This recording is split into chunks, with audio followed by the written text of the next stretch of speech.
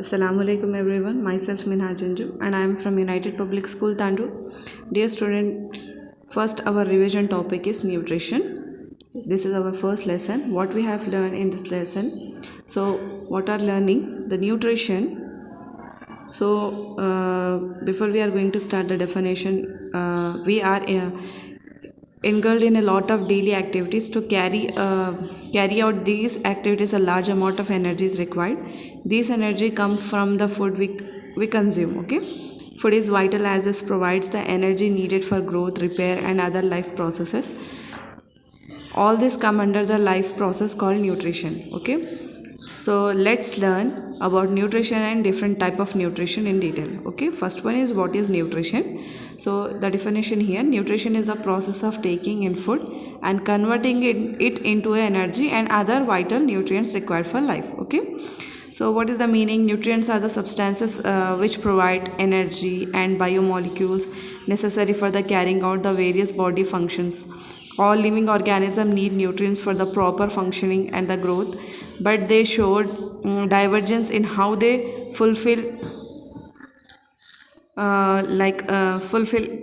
these demands. Some animals feed on simple inorganic compounds to meet their nutrients requirement, while other utilize complex compounds. The mode of nutrition varies from one species to another. Okay, next our topic is type of nutrition. So what are they? Okay, there are two types of mode of nutrition is there. First is autotrophic and second one is heterotrophic. So student, what is an autotrophic nutrition?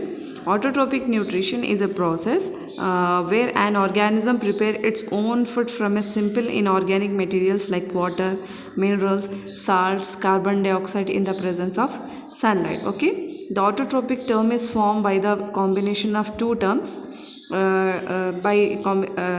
Like auto means self and the trophic means nutrition.